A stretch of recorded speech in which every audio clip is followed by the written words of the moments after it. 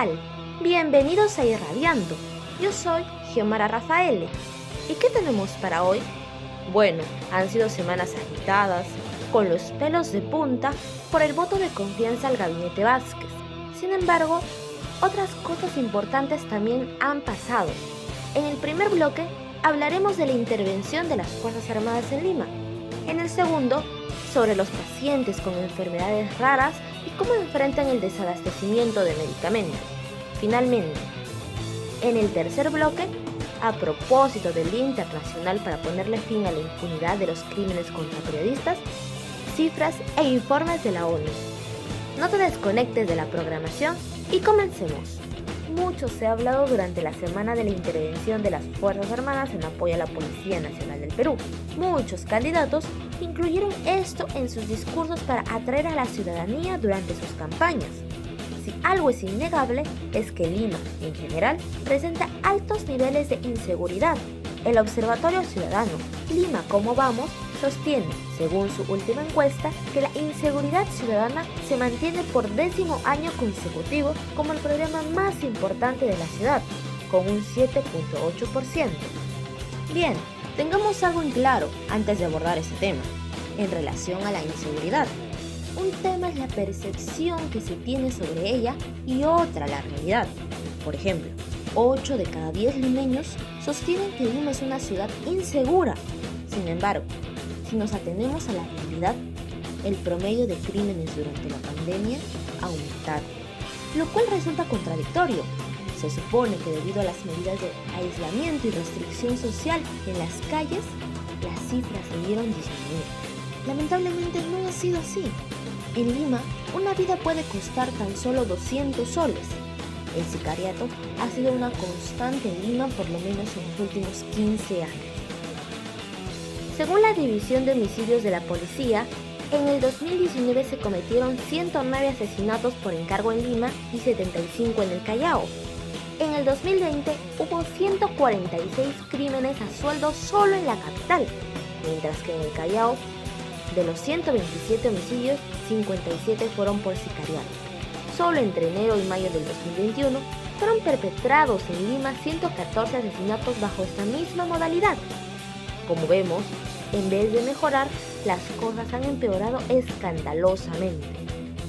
Por supuesto, no nos olvidemos de los asaltos a mano armada, de los marcas, de la venta de drogas, de los secuestros, de la extorsión, violencia doméstica, asesinatos, entre otros. Si ponemos todo en cifras, podríamos llegar a la siguiente conclusión: Lima no es apta para vivir. Sin desmerecer la labor de la policía, las estadísticas y el alto índice de criminalidad parecen desmentir que se lleva a cabo un buen trabajo. Este problema no es exclusivo en Lima. Ojo, Latinoamérica en general presenta índices de violencia. De las 50 ciudades más peligrosas del mundo, 41 se encuentran en Latinoamérica. Lima no se encuentra en el ranking y esperemos que no entre, pero hay que ver nada más al resto. Los Cabos y Tijuana en México, Caracas en Venezuela, Natal y Belén en Brasil, Cali en Colombia. Hablamos de ciudades sin presencia estatal o con muy poca presencia estatal. Si imaginamos que lo que ocurre en el Brain es difícil, habría que ver o leer las noticias de Tijuana. Sería intolerable. Hablamos de ciudades sin presencia estatal o con muy poca presencia estatal. Si imaginamos que lo que ocurre en el Brain es difícil, habría que ver o leer las noticias de Tijuana. Sería intolerable. En sociología existe un término para esto: fallen states o estados caídos, lugares donde el vacío estatal ha sido ocupado por fuerzas subversivas o criminales. En términos sencillos, si en tu barrio no existe ni siquiera un policía o un grupo de seguridad, es altamente posible que una banda criminal ocupe ese espacio. O peor, que las bandas criminales se asocien con los pocos efectivos que existen. Cuando escuchamos comentarios como ¿vas a ir al Callao? ¡Ten cuidado! O ¿vives en Bayóvar?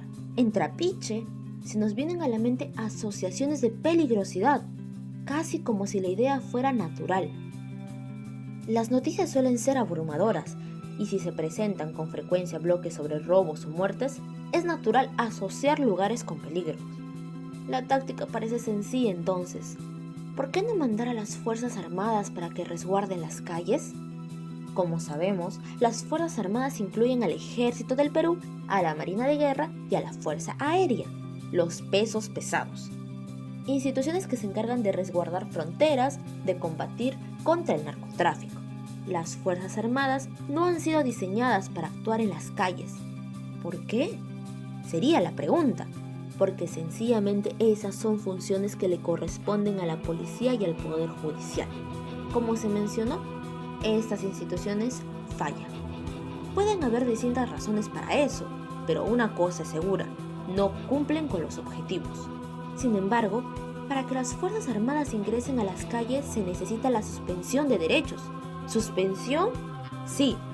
Para ahora ya conocemos de eso. Los estados de emergencia, los estados de excepción y el toque de queda. A principios de marzo del 2020 hemos visto a las Fuerzas Armadas paradas en las calles para asegurar que las personas cumplan con los toques de queda. Se trataba de una emergencia sanitaria que aún el día de hoy persiste debido a la COVID-19. ¿Cuál es la diferencia ahora? Los motivos. Para no profundizar en las diferencias entre estado de emergencia y estado de excepción, hay que ser claros. Derechos como la libertad de tránsito, libertad de reunión, entre otros, se verían disminuidos. Es como un sube y baja entre la libertad y la seguridad. Si deseas la libertad por arriba, la seguridad cae. En cambio, si deseas más seguridad, la libertad debe realizar concesiones. El estado de excepción ha sido teorizado por Carl Schmitt, quien sostenía que en todo gobierno democrático, para asegurar la seguridad ciudadana, llega un momento en el que es necesario suspender garantías democráticas para resguardar a la población. Se escucha bonita en la teoría. El problema es que en Latinoamérica no se tiene una gran percepción sobre las fuerzas del orden. Históricamente, la región ha sido gobernada de manera autoritaria y represiva por estas instituciones. Además, una crítica válida desde otro de los sectores es la privatización de la seguridad. Al inicio de la pandemia, las Fuerzas Armadas resguardaban más las calles del centro de Lima, de los balnearios como San Isidro, Surco, espacios comerciales e instituciones del Estado. Los conos de Lima a las justas contaron con la presencia de policías y el seguimiento a la inseguridad no fue muy eficaz. La pregunta salta al aire y es válida. Distritos como San Isidro, que no presentan los mismos índices de criminalidad que San Juan del Lurigancho y Puente Piedra. Honestamente, el escenario se parece más al que describió Thomas Hobbes hace unos años en su libro titulado El Leviatán. En el mundo de Hobbes, el estado del hombre es un estado violento, incivilizado, repleto de inseguridad y caos.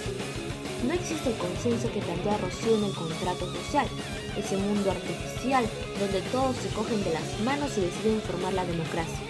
No, eso no existe. Existe en cambio un ser que es mucho más aterrador, mucho más violento que el resto. En un mundo violento existe un ser que es más violento que el resto, el único capaz de imponer el orden, el Leviatán. Y el Leviatán es el Estado. La pregunta es, ¿vivimos en una época en la que necesitamos del terror? La inseguridad ciudadana debería combatirse con estrategias efectivas y no efectivistas. Mandar al ejército a las calles no debería ser solo pose. ¿Cuánto tiempo estarán? ¿Qué lugares protegerán? ¿Los más importantes o los que presentan mayores índices de criminalidad? La medida plantea fuertes interrogantes. Bueno y radiantes, ese ha sido todo el informe. Espero que se hayan podido llevar la información necesaria, concisa e interesante. Lo importante es que se formen sus propias opiniones y que el bloque les ayude a abrir sus ideas. No se despeguen de la programación porque todavía hay cosas muy importantes para ustedes. Conmigo ha sido todo. En la locución, Xiomara Rafael. Y en la redacción, Rafael González.